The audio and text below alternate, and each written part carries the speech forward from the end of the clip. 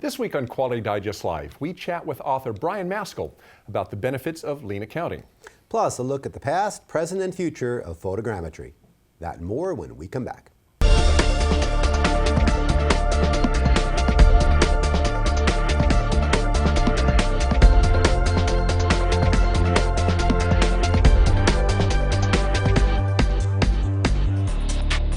Welcome back to Quality Digest Live for November 20th, 2015. QDL is your weekly look at who and what is making the news in the world of quality. I'm Mike Richmond, publisher of Quality Digest. That he is, and I'm Quality Digest editor-in-chief, Dirk Ducharme. Well, it is that time of year. Not winter, but time to announce this year's winners of the Malcolm Baldrige National Quality Award. This week, U.S. Commerce Secretary Penny Pritzker named 4 U.S. organizations as the 2015 recipients of the Baldrige Award, the nation's highest presidential honor for performance excellence. The honorees are recognized for their outstanding commitment to sustainable excellence through innovation, improvement, and visionary leadership. This year's recipients represent 4 different sectors, a little unusual this year, and include a 2-time winner for the 7th time in Baldrige history. The 2015 Baldrige Award recipients, listed with their category, are Midway USA of Columbia, Missouri. They won in the small business category, and that is the company that won before, the same category actually in 2009. This next winner was Charter School of San Diego, California in the education category. Charleston Area Medical Center Health System in Charleston, West Virginia, obviously in the healthcare category. And finally, Mid-Atlantic Transplant Services of St. Louis, Missouri in the nonprofit category. So really a nice mix of companies, kind of one of each, except once again, we are missing a winner in the manufacturing category. And actually, we haven't seen a manufacturing Baldrige winner in 3 years, and not a whole lot in a few years before that. The majority of the winners, actually, for the past decade, have either been in healthcare or education. Actually, mostly in healthcare. I think last year, there were 3 Baldrige winners last year, and they were all in healthcare. So if you aren't familiar with the Baldrige Award, the Commerce Department's National Institute of Standards and Technology, or NIST, manages the Baldrige Award in cooperation with the private sector. It's a very rigorous, some would call it actually culture-changing process. Just to prepare for the Baldrige, you have to be all in. The impact is so encompassing that companies will actually go through the application process just to go through the process and for what they get out of it as an organization, because it is that rigorous.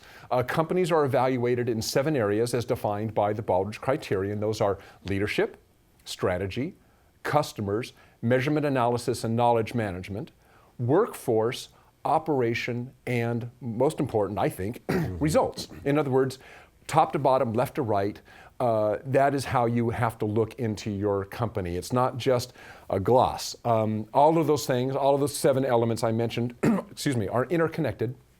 And all of them have to show, at the end, you have to show results. So just going through the Baldrige process is, like I said, most people consider it a huge change for their organization to go through that. It really changes the culture of it to go through so it. Janet Wagner had said to us, who won the Baldrige with one of local healthcare. And it is. It's culture changing because you go through it for the right reasons to improve and to look at everything you're doing, and it is very rigorous. The examiners know what they're doing, and they're going to take a deep dive into your organization when you apply for the Baldrige. And actually, one of the neat things about the Baldrige, it used to be before they basically were privatized. The only time you got an examiner to come out is if you made it to a certain level. If all of your paperwork showed that you were kind of in the upper echelon, then examiners would come out and you would get a lot of feedback. But actually, you can now actually pay to have a Baldrige examiner come out. You still go through the process. You're not going to be. It's not going to be a submission for the actual award, but just to get the value of the feedback and so forth that you get when a Baldrige examiner comes out and looks at your company. So it's a lot of things that people are really taking advantage of. So. Yeah, and these examiners are very deeply experienced folks who know what they're doing and know how to help you, guide you to improvement. All right, thanks, Dirk. All right, well, our first guest on the show today is a leading thinker in the realm of lean improvement, but his focus lies not on the shop floor, but in the accounting office. Brian Maskell is a certified public accountant and the author of 8 books on lean and financial management, including Practical Lean Accounting and the Lean Business Management System. He's also well known as a speaker, trainer, and consultant. His company, BMA Inc., counts among its hot clientele high-performing multinationals such as Boeing, Nestle, Novartis Pharmaceuticals, and many, many others. Maskell's latest article, which we just saw a moment ago, Lean Accounting in a Nutshell, appeared in Monday's issue of Quality Digest Daily. So, Brian Maskell, I'd like to welcome you to Quality Digest Live. Thank you. It's a pleasure to be here.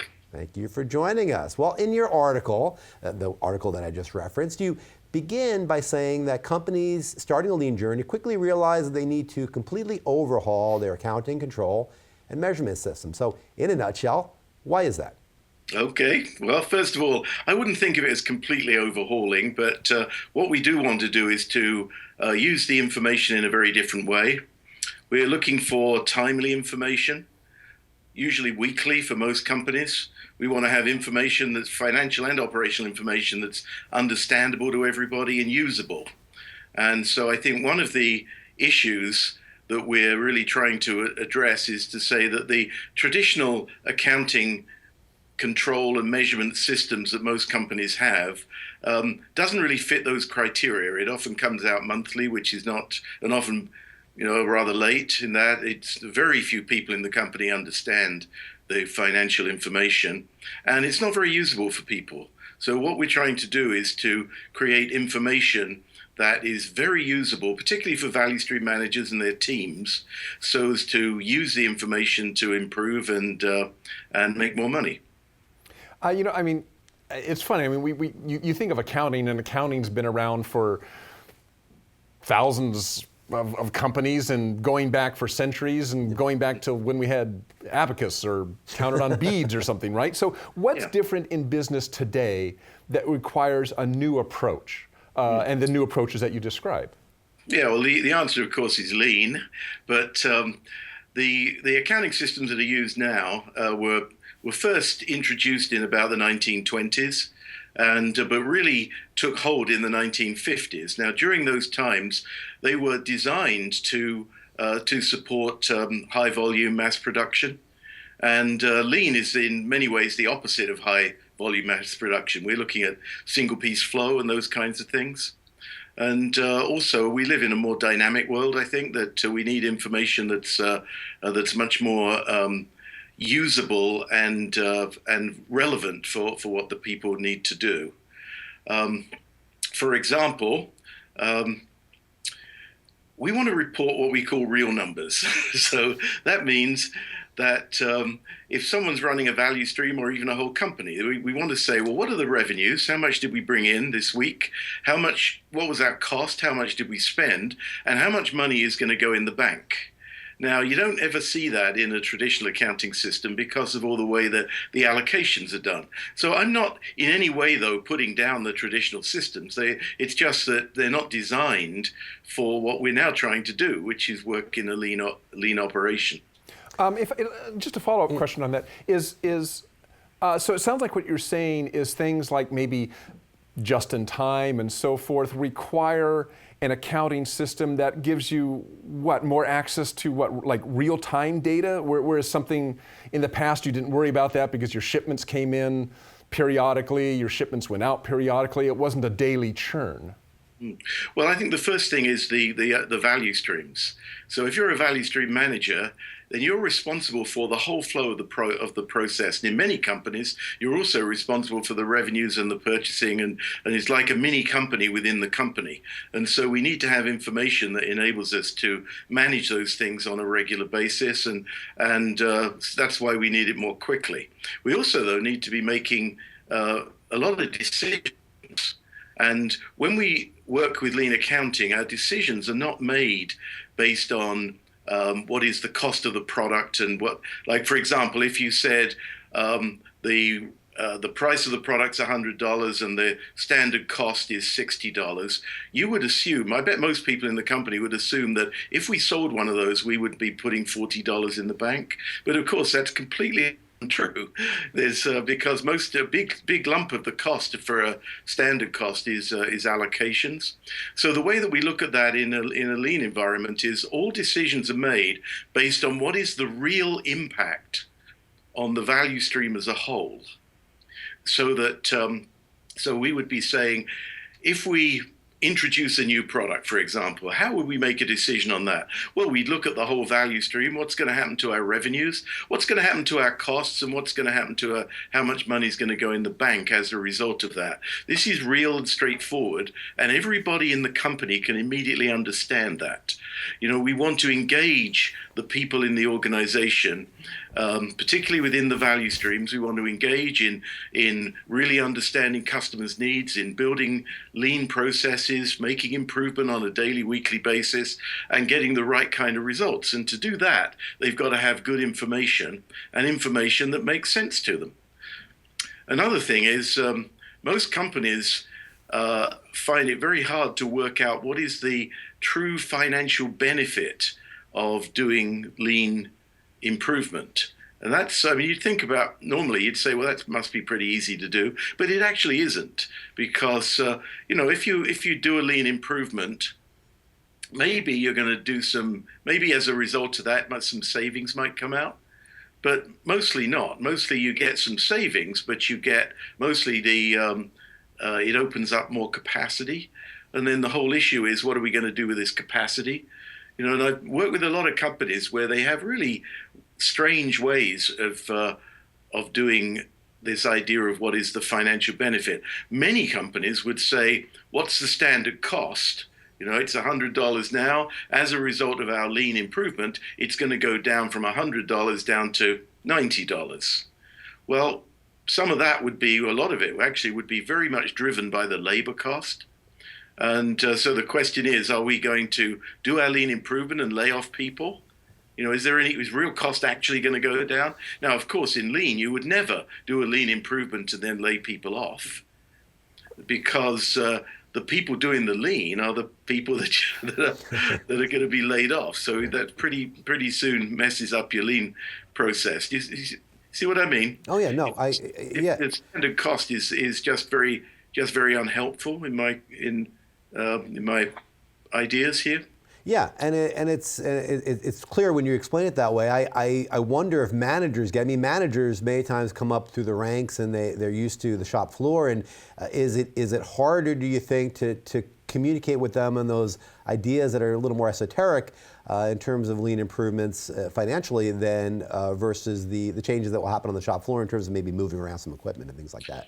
Yeah, you see, I wouldn't see it as esoteric. I would see the traditional accounting as esoteric, because usually when you have a monthly meeting to go through the financials, the accountants come and explain it.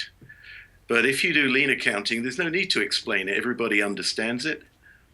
And I think also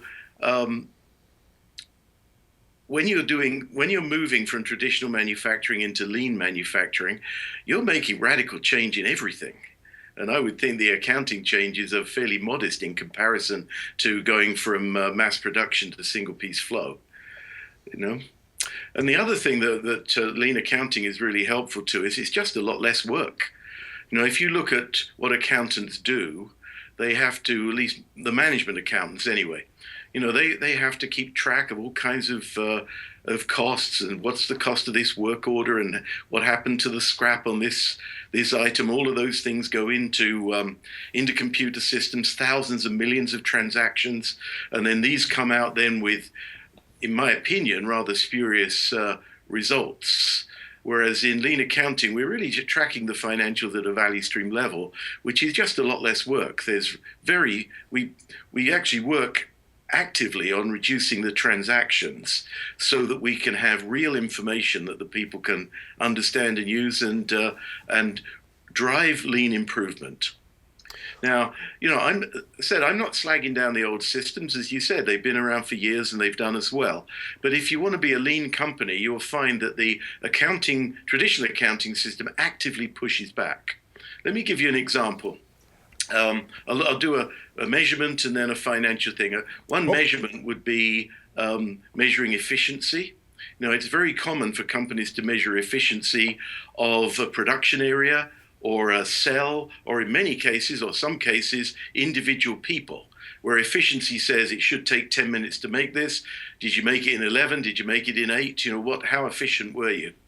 Now, if you measure people by efficiency, they're going to work hard to become efficient.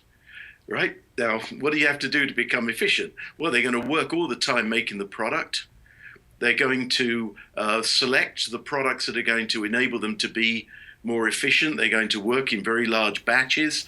They might even make things in a different sequence so as to get the efficiency numbers that they're looking for.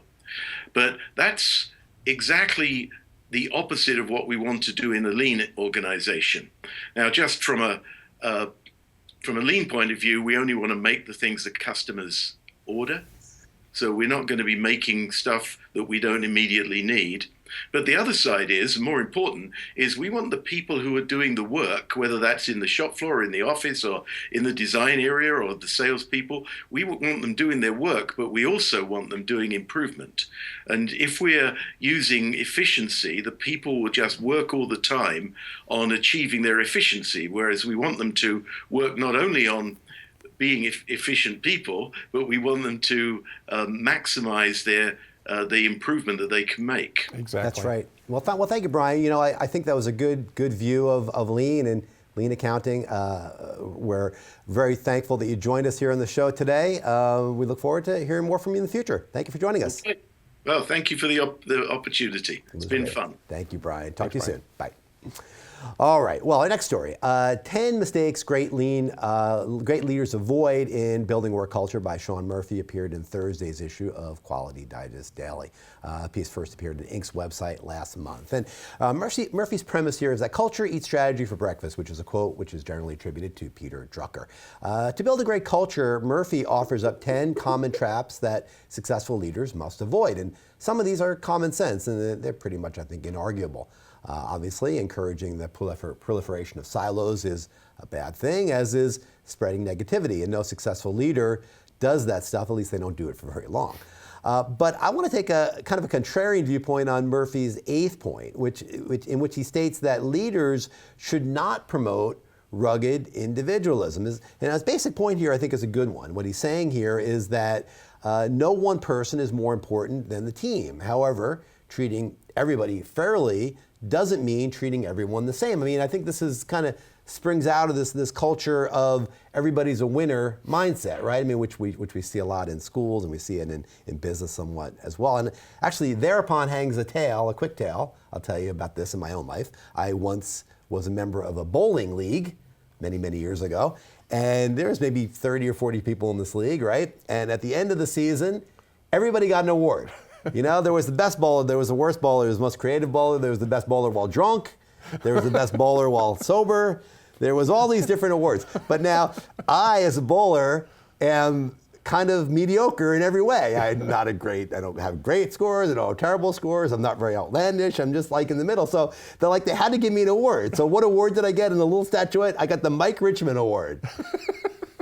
And I still have that, the Mike Richmond Bowling Award, and it's like everybody gets an award, right? I mean, he doesn't bowl good drunk, he doesn't bowl good sober, he's not good, he's not bad. We have to give him something. So I got the Mike Richmond Award, but I mean, this goes to the heart of this issue. It's like everybody's a winner, right? I mean, everybody's the same. Well, you know, it's not the truth. I mean, you treat everybody the same, but you don't treat everybody alike. You know what I'm saying? Everybody gets equal treatment, but you don't treat everybody the same. I mean, a great performer, like a great salesperson, right? I mean, that person's going to pick up the phone and they're going to make it rain. They're going to make it rain dollars, right? I mean, that's what a great salesperson does. And you have to manage that person differently.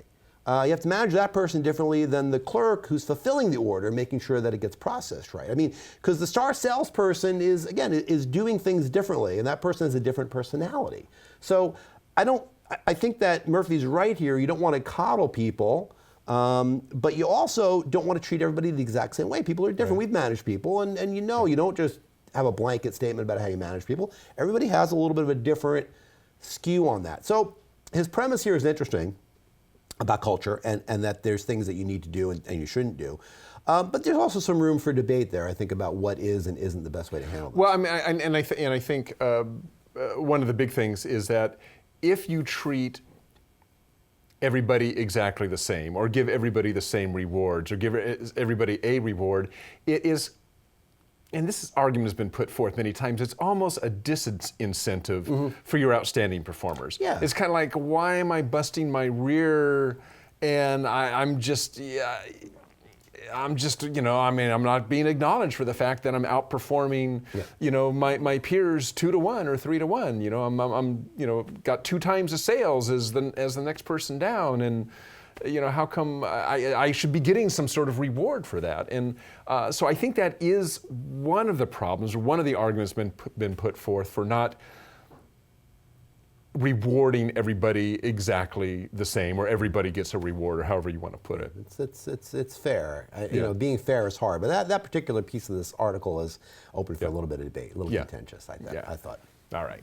Okay, well, it's time now for CMMC Corner. Once a month, we bring in a guest from the Coordinate Metrology Society to talk about metrology training, and things like that. So the Coordinate Metrology Society's conference, the CMMC, is the only show of its type in North America for portable 3D measurement hardware, software, and peripherals, focused mainly on large volume 3D measurement.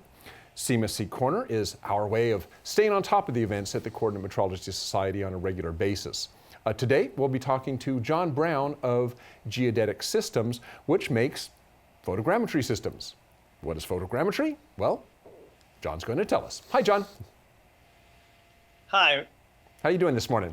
Good. How are you guys doing? All right. Well, photogrammetry, assuming people have even heard the term, might be considered old school by some, since it's really, photogrammetry's been around for a really long time. So maybe tell us a little bit, just briefly, what photogrammetry is and why it's still alive and kicking when there are a lot of other measurement technologies with lasers and blinking lights and moving arms that seem a lot sexier than photogrammetry. Okay, well, that's a good question, and thanks you guys for having me on. It's a real pleasure. For those of you who aren't familiar with it, photogrammetry, I admit it's hard to pronounce. It stands for photographic metrology, or measurement from photographs, and it works the way your eyes do. So your eyes look at things from 2 different perspectives. Photogrammetry works the same way. You take pictures with a camera like this, some specialized camera that we make and modify, and you take a couple of pictures just that quickly, and you process those pictures using photogrammetry, and this results in high accuracy 3D coordinate measurements. Okay, and how does this fit in? How does photogrammetry and, let's say, geodetic systems fit in with the overall thrust of the CMMC, which is large volume 3D measurement? I guess, where does photogrammetry fall within that niche, within that topic? Well, let me go a little bit more on how the technology works before I go into the CMMC, because you want to get the high accuracy we do. We basically, again, explain the technology. You put on sometimes these targets. They're very easy to remove and apply. They're inexpensive, don't cost much, very easy to put on. Sometimes you need targets like these, which are for, reference points, things like that for high accuracy. And we can even measure light dots that are projected onto the object. And if you can't actually target the object, you can even use these high accuracy probes where you touch the point of interest each time and take the measurement. So there are lots of ways to do the measurements, and it's been around for a long time, longer than almost as long as photography itself, but it survives and thrives because it offers things other current measurement technologies like trackers and arms can't. And those are both great technologies, but they require rock-hard stability during the entire measurement, and photogrammetry is different. It doesn't. Photogrammetry doesn't have to be stable. You can operate from ladders, lifts, unstable platforms, and do things that you can't do with a tracker and arm. And so we kind of like to say that photogrammetry can go places where others don't dare to tread. So that's one of the differences, and sort of makes our niche. And another niche is the object itself can actually be moving. It can be deforming really rapidly, undergoing deformations, and we can take photographs to freeze that, unlike laser trackers or arms. So in fact, a good thing we like to say is a laser tracker, which is a great instrument, can measure 1 point 1,000 times a second. Photogrammetry can measure 1,000 points 1 time a second. So there's some differences there which kind of help us make our niche. And another one we found is when production downtime is critical, photogrammetry often is a very good solution, because the prep and de-prep time, the time to target and to untarget things, can be done on a non-interference basis with production. And then when you have to do the photography, which is usually the fastest part of the whole operation, you do it and it's over very, very quickly. So sometimes we may take more time overall, but the production downtime is much less, and that's often what counts. So finally, another place where we set ourselves apart from the other technologies is often in when you're doing repeated measurements. So you're doing things like deformation studies or gauge R&R. What happens is now the targets become a help instead of a hindrance because you apply them only once. Take your measurement, make your change, or observe your change, take another measurement, it's over very, very quickly. So, you know, even though maybe we're not as sexy as the other ones, Dirk, we like to think we're different, and sometimes different is a better way to do things anyhow. So, and also, very often, at least when I've seen your products used, you use these very often on really large objects like you know, ships, right, or the really big antennas that we see on communication systems. So is photogrammetry kind of one of those pieces of metrology equipment that really is ideally suited for very large objects? No, I would say it's suited for all size objects. Okay. It can be measured on things as small as a bread box and as big as a football field. So it's really a matter of the more of the other things I discussed, the instability, the repeated measurements, the rapidly moving objects. So what really separates us is not so much the volume or the size as much as those other attributes I talked about. Okay. And so the nice thing about CMSC for a company like us, which is a niche sort of technology, and so we have to find our niches, and we've been really proud to be associated with CMSC. We've been with them from the beginning 30 years ago. We've been attending every year. And what it's great for is people can come and they can come to a place where they can see all the different technologies and talk about their applications and sort of compare and contrast right there. And for us, that's been especially helpful to have that particular forum because there's no other place like that for a company like us.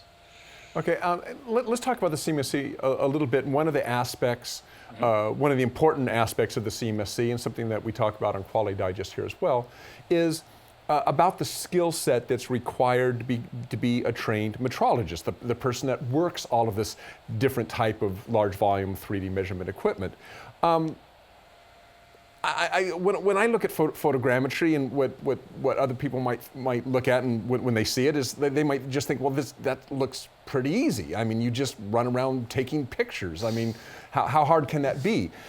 Do the same skill sets that might be required of other types of measurement equipment, you know, whether it's a portable arm or a laser scanner, do those skills also come into play with something like photogrammetry?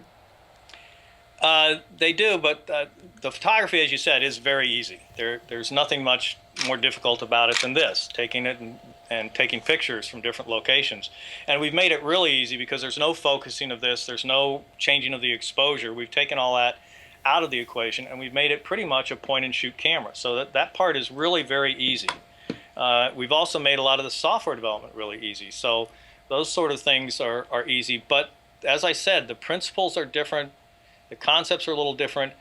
It's not the same as the thinking and mindset that people tend to have with trackers and arms of this is my rock. My instrument is my rock. And you have to kind of sometimes overcome those ways of thinking where people think, oh, I have to do it this way because I'm so used to this technology. So having said that, I'll say that people who have experience with laser trackers and with arms, if they've got good experience with that, it won't take them long to pick up a lot of the principles. And then also, I think, to see the benefits because they know where they can't go. And then they start to see that they can go places with us that they never could go before.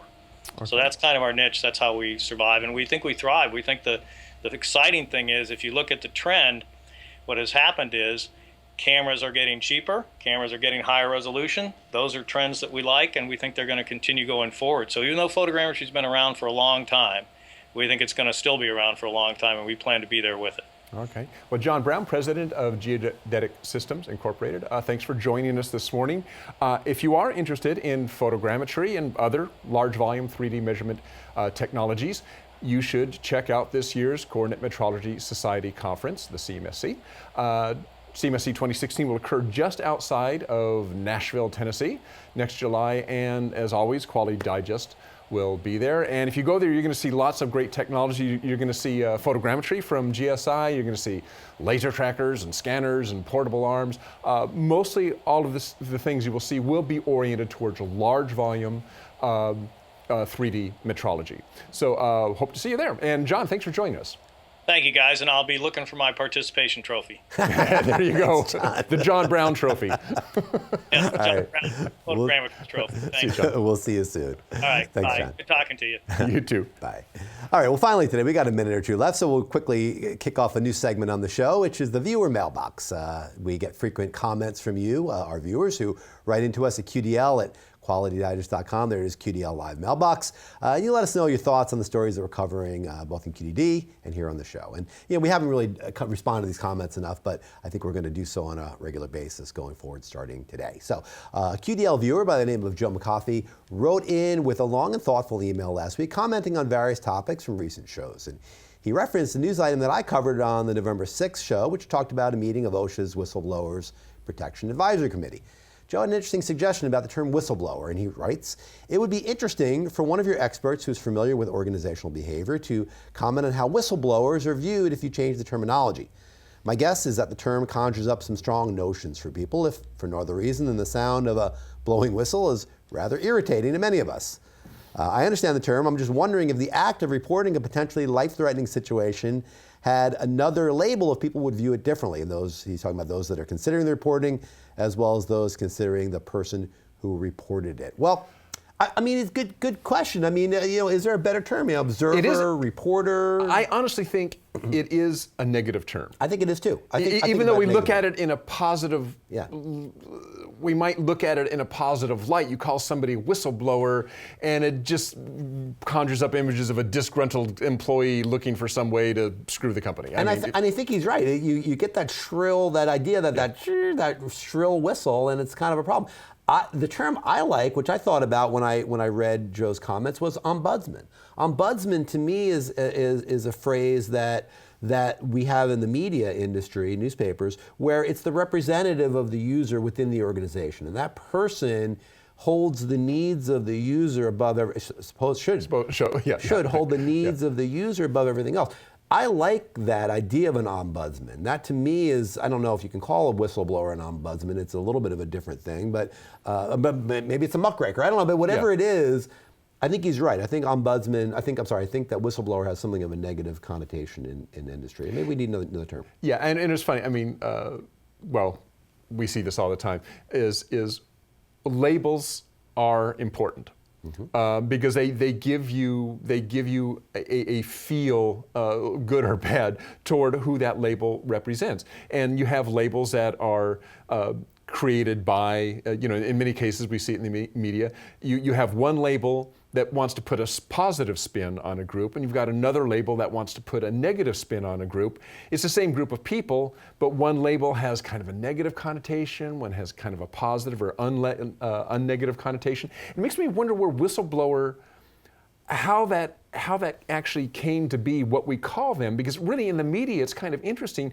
Usually we try to relabel something if it has a negative connotation, or the people who want to be, let's say, a whistleblower, try to come up with a different label to call themselves, whether it's an ombudsman or whatever. And it's just interesting how whistleblowers actually hung around for so long, even though it really has kind of a negative feel to it. It is interesting. But I think Joe's got a good comment there. So if you have comments on what we're talking about here on the show or in QDD, please do write us at QDL at qualitydigest.com, and we'll do our best to get them on an upcoming episode of the show here. That's right. Well, thank you for joining us this week. Thanks to Brian Maskell of BMA Associates, and also to John Brown of Geodetic Systems. Both of those guests for coming on our show today. That's right. And we hope, we're not going to be here next week. It's Thanksgiving, so have a happy Thanksgiving, everybody. Enjoy hopefully your 4-day weekend. Right. Or at least enjoy your Thanksgiving in any case. So. And we'll see you the week after that. That's right. So thanks. Come back and join us for a short week of QDD next week, too, starting on Monday. A couple of issues for you. And then we'll see you a couple Fridays from now for QDL. And have a great weekend. Good Thanksgiving. We'll see you then. So, bye.